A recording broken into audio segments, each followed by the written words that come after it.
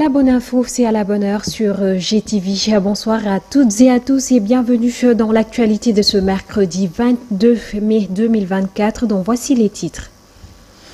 Cherté de la vie, l'État tente de rassurer. Le ministre de l'Industrie et du Commerce, Serigne Gueye Diop, annonce une prise en charge incessante de la question avec l'implication des différents acteurs. Vous suivrez sa réaction dans ce journal. Les mécaniciens autour du stade Léopold Sédar Senghor sommés de quitter les lieux. Ces derniers déplorent le procédé. Ils disent être prêts à être recasés et interpellent les nouveaux gouvernants. Ils demandent plus de considération dans la prise en charge des questions liées à leur secteur, leur cri du cœur dans cette édition. Et puis, l'association des juristes du Sénégal a organisé un atelier dans le but de renforcer les capacités des acteurs sur la sensibilisation des violences sexuelles dans les zones urbaines et périurbaines. Une occasion également de promouvoir l'effectivité de la loi sur la criminalisation du viol et de l'éradication de la pédophilie. Tout ça tout à l'heure dans cette édition que nous allons développer juste après ceci.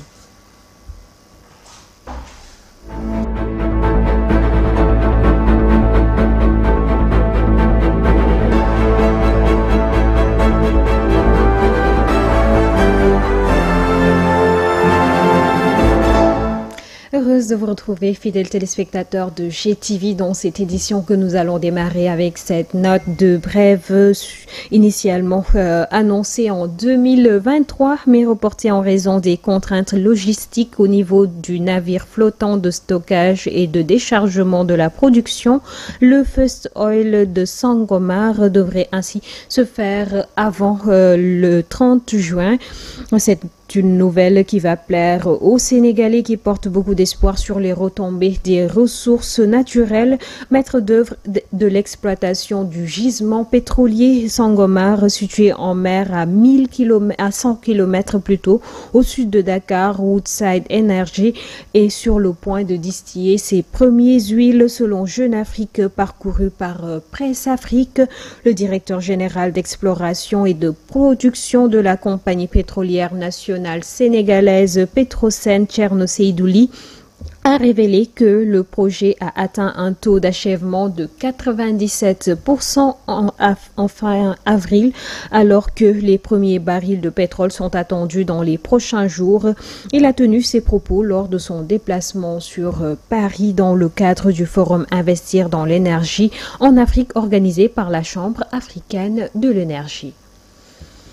Et puis nous parlons à présent de la cherté de la vie. Le ministre de l'Industrie et du Commerce, Serigne Gueye Diop, tente de rassurer les Sénégalais impatients de voir les prix au rabais. Il a annoncé que cette question cruciale sera prise en charge très prochainement par l'État du Sénégal. Selon lui, toujours, cette question cruciale nécessite une concertation avec les différents acteurs. Il s'est prononcé en marge de la célébration de la journée mondiale de la météorologie, autant pour moi, au micro de Ali Mangassa. Notre gouvernement travaille avec sérieux et sérénité. Vous êtes au courant que le Premier ministre, depuis un mois, fait des consultations au niveau national. Nous sommes en train de rencontrer tous les acteurs politiques, les acteurs commerciaux, les importateurs, les exportateurs, le patronat, les boulangers, bref. Cet après-midi, je vais rencontrer l'association des investisseurs, le club des investisseurs sénégalais. Et c'est cette consultation qui est en cours. Et je peux vous dire que les promesses tenues par le président Bassirou Diomaye Faye vont être respectées. Et vous allez voir que dans les prochains jours, dans les prochaines semaines, nous allons annoncer des mesures. Pour l'instant, nous sommes en train d'abord d'écouter, d'analyser, de revoir toutes les données en tout cas qui sont en notre possession. Et vous allez voir dans les prochains jours, le Premier ministre et le Président de la République viendront avec des mesures sur justement la baisse des prix, comme ça a été annoncé. Nous l'avons vu, chaque fois que le service contrôle économique rentre dans les boutiques, rentre dans les marchés, on se rend compte que le calibrage, l'étalonnage pose problème. Aujourd'hui, il s'agit de mieux communiquer sur la protection du consommateur, de mieux communiquer sur la qualité des produits, de mieux communiquer également sur l'environnement. Frustrés, les mécaniciens déguerpis du stade Léopold Sédar Senghor sont très remontés contre le régime en place. Selon eux, cet acte est un manque de respect à leur égard. Ils interpellent le chef de l'État pour une solution dans les meilleurs délais. Ils se sont exprimés au micro de Abdoulaye Dieye et de Boubacar Diagne. Depuis 1998, nous sommes là et ils veulent subitement nous donner une sommation pour quitter les lieux le mercredi sans nous avertir au préalable. Il s'agit du sous-préfet et quelques policiers qui sont venus nous déguerpir et d'après eux, ils veulent donner ce lieu aux vendeurs de moutons pour la tabaski. Certains ont reçu des sommations pour un court délai, alors qu'ils devaient au moins être avertis des jours plus tôt pour leur permettre de se préparer. Osons le dire, mais dans ce pays, on ne respecte pas les mécaniciens. Pour dire vrai, nous ne sommes pas contents et nous pensons que c'est un acte indigne et irrespectueux. Comment on peut priver à des centaines de pères de famille de leur lieu de travail sans aucune raison? Nous ne sommes pas des irresponsables, encore moins des malfaiteurs, mais plutôt des dignes fils du pays. Certains de nos collègues sont au niveau de la gendarmerie de la Foire et nous demandons leur libération parce qu'ils n'ont rien fait de mal. Ils ont juste manifesté leur mécontentement et pourtant, ils se sont sacrifiés pour ce nouveau régime. Donc, ils ne méritent pas ça. Franchement, je suis déçu par ce gouvernement et je ne m'attendais pas à ça. Et ce n'est pas beau à voir. S'ils veulent régler le pays, nous sommes prêts à les accompagner, mais pas de cette façon. Nous refusons aucune offre pour être casés. Nous sommes prêts à aller où ils souhaitent. J'interpelle le président Bassirou Diomaye Faye pour qu'il règle le problème des artisans. Ils ne font que des promesses qui sont souvent pas tenues. Nous n'en pouvons plus. Nous voulons que les autorités nous entendent et viennent vers nous pour discuter et trouver des solutions ensemble. Évidemment, sans nous sous-estimer. Après la récupération de leur voiture immobilisée depuis samedi par les forces de l'ordre, le collectif Dolel Transport ne compte pas baisser les bras. Il dénonce une totale indifférence des autorités face à leurs revendications. D'ailleurs, les conducteurs de taxi, membres de ce collectif, ont arboré des brassards rouges pour manifester leur mécontentement. Delenjay est allé à la rencontre de certains d'entre eux. En mouvement d'humeur depuis quelques jours, le mouvement Dolel Transport, après leur marche avortée du week-end, continue toujours de dénoncer la concurrence déloyale des nouveaux venus et demande la régularisation du secteur. Nous sommes en grève et nous voulons que l'État réagisse et régularise le secteur. Vous savez, il y a une concurrence déloyale dans le secteur du transport et il y a des taxis qui le font très très mal. Donc nous appelons le gouvernement et les nouvelles autorités de réagir et de prendre des décisions pour assainir ce milieu de transport. C'est pourquoi nous sommes en grève aujourd'hui, même si on ne peut pas aller en grève puisque nous travaillons pour nous-mêmes, mais on est obligé de le faire pour pousser. Ce vieux transporteur de 50 ans dénonce quant à lui l'arrivée du BRT qui perturbe leurs activités. Vous savez, le secteur du transport est très difficile et surtout depuis l'arrivée du BRT, on rencontre beaucoup de difficultés. Donc c'est pourquoi les transporteurs, surtout les taximans, sont en grève et le gouvernement doit réagir. Ce chauffeur lance un appel au secours aux autorités étatiques. Nous appelons les nouvelles autorités à nous aider. Vous savez, le secteur du transport, nous souffrons beaucoup, surtout nous les transports de Ndiagandiaï ou de car rapide et les taximans aussi. Donc nous demandons aux nouvelles autorités de réagir et d'aider le secteur du transport. Il est très difficile d'être transporteur ici au Sénégal. Il y a une concurrence déloyale qui est là et donc tout le temps on est. Pour rappel, les taxis immobilisés et les personnes arrêtées lors des manifestations ont tous été libérés. La 8e édition de la Ziara annuelle de Guindiwol a vécu. Les fidèles sont venus de partout pour prendre part à l'événement, occasion saisie par le marabout Mohamedou Keba Soumaré pour revenir sur les difficultés que rencontrent les populations de cette localité. Il s'agit notamment de l'absence de postes de santé, de l'état défectueux de la route, du vol de bétail bétail et des feux de brousse. Il lance ainsi un appel aux nouvelles autorités pour y apporter des solutions dans cette correspondance signée Amadou Diallo depuis Tambacounda. La 8e édition de la Ziara de Nguidiwol dans le département de Goudiri a été une nouvelle fois une occasion pour le marabout Mohamedou Keba Soumaré de lister les difficultés auxquelles font face les populations. Parce qu'à chaque fois, vous entendez souvent à la presse que nous dénoncions des problèmes de feux de brousse, qui est un phénomène en tout cas qui nous fatigue ici, dans cette localité, mais aussi le vol des bétails. Nous avons un problème au niveau de notre école, parce que c'est une école qui a 4 classes, mais malheureusement une école qui n'est pas encore clôturée, qui date de 1980, non, poste de santé jusqu'à présent. L'accès au village également relève d'un véritable parcours de combattants et il urge de régler cette problématique qui n'a que trop duré, selon le marabout. En présence du sous-préfet de Koulor, le guide religieux Mohamedou Keba Soumaré exprime également sa satisfaction sur la démarche entamée par les nouvelles autorités du pays et espère que leurs problèmes seront enfin résolus. Effectivement, de penser à cette localité, de penser le Boundou en général. Le Boundou en général.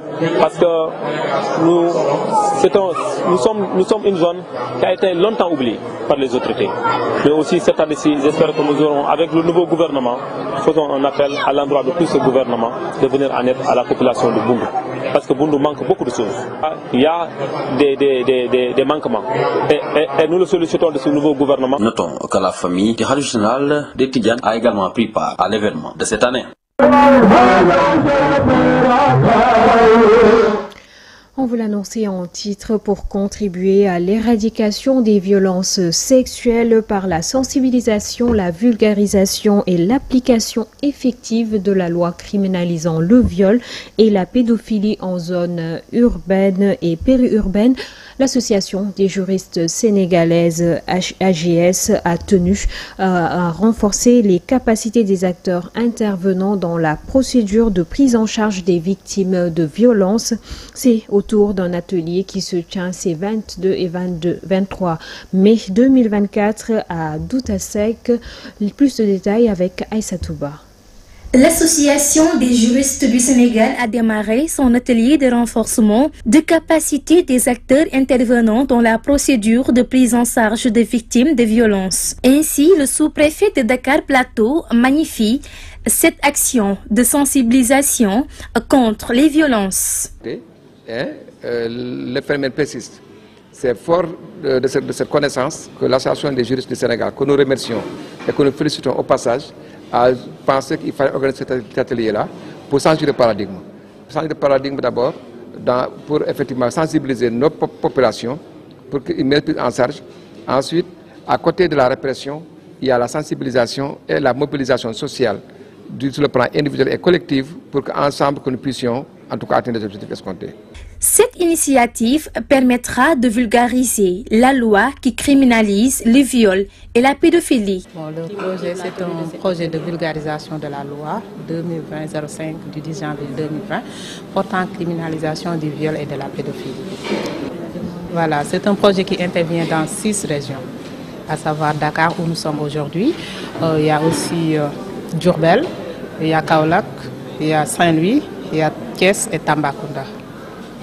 Le projet ne peut pas couvrir tout le Sénégal, donc on a ciblé des régions, donc Dakar et Thiès et Kaolack. Nous avons des boutiques de droit.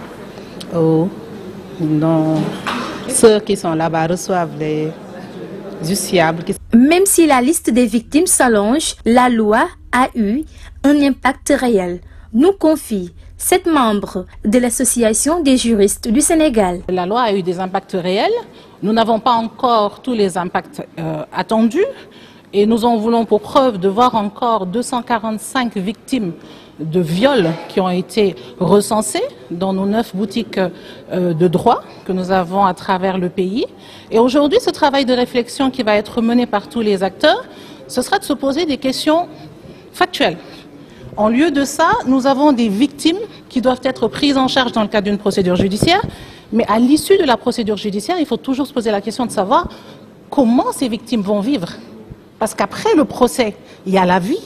Et cette vie-là, comment ça se passe? Comment est-ce que ces personnes sont accompagnées? Donc tout cela, ce sera un travail de réflexion qui, à mon avis, devrait aboutir surtout à une meilleure prise en charge des victimes.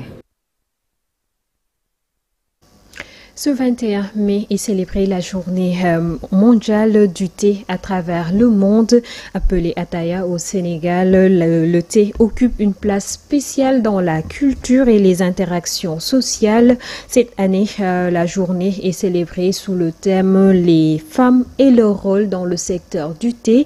À cette occasion, la rédaction a rendu visite à des amateurs et vendeurs de cette boisson tant prisée. Reportage Ce 21 mai est célébrée la journée mondiale du thé. Ce boisson originaire de Chine est la plus consommée au monde après l'eau. Les Sénégalais restent aussi globalement de grands consommateurs du thé. Ce tailleur et grand amateur de ce boisson nous explique pourquoi il l'utilise.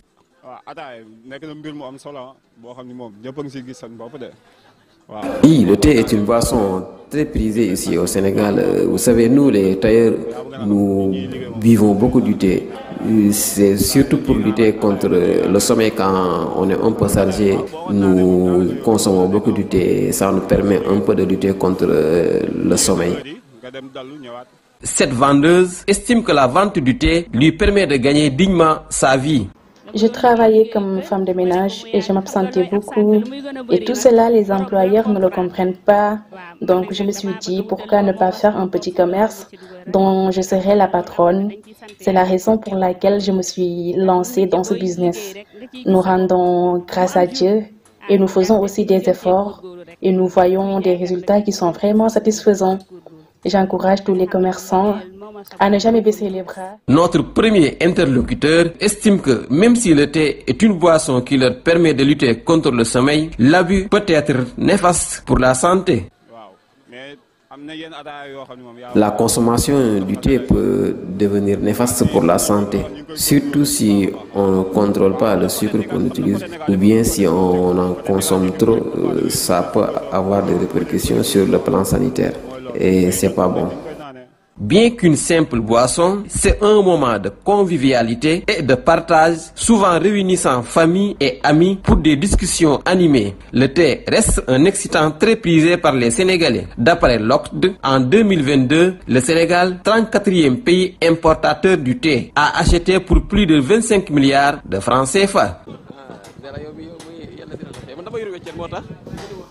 À travers la journée mondiale de la diversité culturelle pour le dialogue et le développement, célébrée également ce mardi 21 mai, à la place du souvenir, le réseau plutôt des acteurs a représenté la diversité de la culture sous toutes ses facettes. Ils ont pour but de mobiliser l'ensemble de la population pour que la culture serve à atteindre une variété d'objectifs de construction de la paix, de l'unité nationale et de l'intégration. Amsatou Gano et Sayer Junior Ndiaye ont participé à cette activité. Le compte rendu. L'art culinaire est l'une des activités phares de l'événement, qui a vu la présence des autorités étrangères qui ont assisté à la cérémonie. Ainsi, pour refléter la diversité culinaire, chaque ethnie a mis en exergue ses recettes authentiques et savoureuses. C'est pour montrer les mets traditionnels de chaque ethnie, parce que chacun d'entre nous a un plat qui lui est propre. Nous les Laobé, on a cuisiné du tchaoudjougou, accompagné de viande parce qu'il fait partie de nos plats. La promotion de mets traditionnels et du consommé local a pour but de promouvoir la diversité culturelle du patrimoine culinaire et gastronomie sénégalaise. Alors, c'est pour montrer déjà le savoir-faire culinaire du Sénégal dans sa diversité et dans sa richesse. Et on aurait pu aller beaucoup plus loin en explicitant les qualités nutritives de chaque plat. Ça, c'est le premier objectif. Le deuxième objectif, c'est de montrer qu'il est possible de manger ce qu'on produit et de produire ce qu'on mange. Malgré son ancrage démocratique, la culture demeure une branche pas du tout parfaite. Elle est minée par la marginalisation et la dévalorisation qui ont comme conséquence un faible niveau d'implication dans le débat national sur les politiques publiques. Que l'État pense réellement à soutenir ceux qui travaillent dans le cadre de la promotion et de l'animation des activités culturelles traditionnelles, à l'instar des célébrations, à l'instar des journées culturelles, à l'instar des rites et de toutes ces choses et rituels qui se passent au niveau du Sénégal. La journée de la diversité culturelle a accueilli hier le corps diplomatique de beaucoup de pays africains. Elle était rythmée de danse, chants et de prestations des différentes troupes pour clôturer la cérémonie officielle.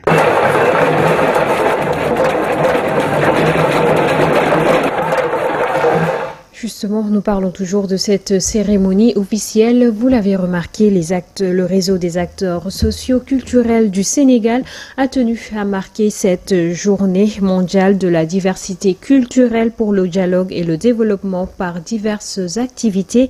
La cérémonie officielle s'est donc déroulée à la place du souvenir sous la présidence de M. Khalil Sow, représentant du ministre de la Jeunesse, des Sports et de la Culture. Il s'est exprimé au nom du ministre au micro de Amsatou Gano et de Sayer Junior Ndiaye. La prospérité, le développement durable et une coexistence mondiale dans la paix. En effet, si nous concevons la diversité culturelle comme la constatation et la reconnaissance de l'existence de différences culturelles, nous pourrons aisément comprendre qu'il soit impératif de la sauvegarder et de la promouvoir. Il s'agit, par ces actions, de consacrer ainsi les conventions 2003 et 2005 portant respectivement sur la nécessité de la sauvegarde du patrimoine culturel, immatériel et la protection et la promotion de la diversité des expressions culturelles. Ces instruments juridiques internationaux déjà ratifiés par le Sénégal orientent les politiques nationales vers la reconnaissance et la revalorisation des savoirs et savoir-faire traditionnels ainsi que les systèmes de connaissance de nos communautés. Pour avoir très tôt compris que la promotion de la diversité culturelle revêt une importance particulière grâce aux valeurs dont elle est porteuse, le ministère en charge de la culture a toujours contribué, aux côtés des communautés culturelles, au renforcement des équilibres entre les cultures pour garantir un vivre ensemble dans la paix, la stabilité et le développement du pays. Et puis la page internationale de cette édition nous mène en Iran où des centaines de milliers de personnes sont dans les rues de la capitale ce matin pour rendre hommage au président. Une foule très compacte et très importante s'est réunie à l'université de Téhéran. La prière funéraire a été prononcée par le guide suprême iranien en présence des dirigeants politiques et militaires du pays, mais aussi par des invités étrangers, notamment Ismaël Haniyeh, le chef du bureau politique du Hamas. Beaucoup de personnes sont venues très spontanément rendre un dernier hommage au président Ibrahim Raïssi. Il avait demandé à être enterré dans cette ville sainte et religieuse du pays où il y a le mausolée de l'imam Reza, le 8e successeur du prophète Mohammed, paix et salut sur lui, qui est très vénéré par les musulmans chiites majoritaires en Iran. C'est cette note de cette page internationale d'ailleurs qui met un terme à cette édition que j'ai eu l'immense plaisir de vous présenter en vous souhaitant une excellente suite de programmes en compagnie de